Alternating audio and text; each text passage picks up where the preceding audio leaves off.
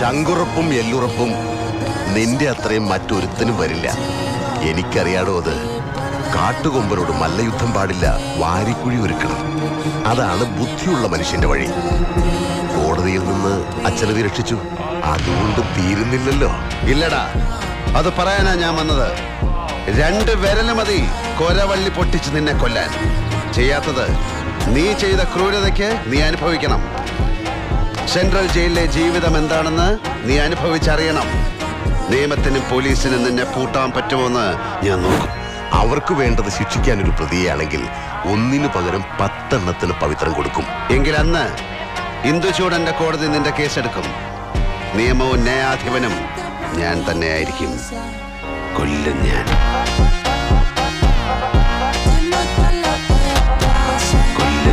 6 വർഷത്തെ ഇടവേള കഴിഞ്ഞ് ഇന്ദുചൂടൻ വന്നിരിക്കുന്നു.